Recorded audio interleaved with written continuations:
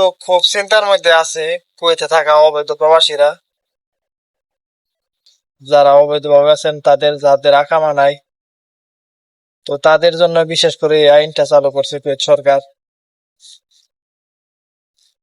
মানে এতদিন যাবত অবৈধভাবে আছে, তারা এখনো দিন দেশে যায় নাই। সাধারণ ক্ষমা দেওয়ার পরেও তারা দেশে যায় নাই। তো এই কারণেই তাদের জন্য এত বড় পদক্ষেপ নেওয়ার হয়েছে কুয়েত সরকারের। তো এতদিন যাবত অবৈধভাবে থাকার তো কোনো দরকার নাই, তাই না? তো আপনি আপনার আকামা নাই, তো অবশ্যই সাধারণ ক্ষমা দিয়েছিল আপনাকে, আপনার দেশে যাওয়ার দরকার ছিল। দেশে যায় ঘুরে আসা, আপনারা আবার নতুন ভাবে আসতেন। তো আসলে তো দেখা গেছে ওই আগের সাইডটি আপনি পাইতেন, সমস্যা নাই। তো আজকে যদি আপনাকে দেশে পাঠিয়ে দেয়, তো আপনার ফ্যামিলি তো আপনার মুখের দিকে চাই আছে। তো আজকে যদি আপনাকে দেশে পাঠিয়ে দেয়, তাদের তারা কি করবে, তারা কি খাবে, তারা কি করবে, তারা তো সবাই আপনার মুখের দিকে তাকায় আছে, তাই না? তো অবশ্যই আপনার ভুল হয়েছে, আপনি দেশে চলে গেতেন, যাই আবার আসতেন নতুন করে, নতুন ভাবে আবার আসতেন টাকা পয়সা ভাঙ্গা যাই লাগে। তো আপনারা ভুল করছেন।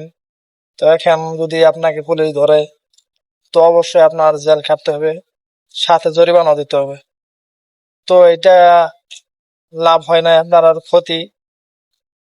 তো আর যারা নতুন আছেন তারা অবশ্যই আকামা ছাড়া বাহিরে যাবেন না।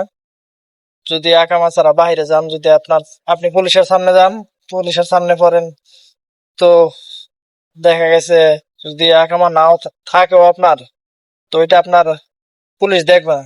কারণ আপনার কাছে যদি আকামা না থাকে, তো আপনি অবৈধ।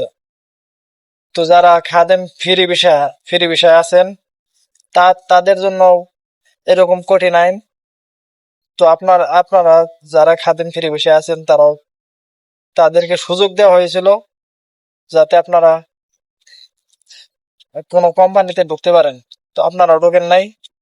তো এখন যদি আপনি পুলিশের আওতায় যান, তো আপনাকে দেশে পাঠাই দিতে পারে, পাঠাই দেওয়ার সম্ভাবনা বেশি আছে। তো সবাই ভালো থাকেন, যে যেখান থেকে আমার ভিডিওটি দেখছেন, সবার জন্য দোয়া রইল।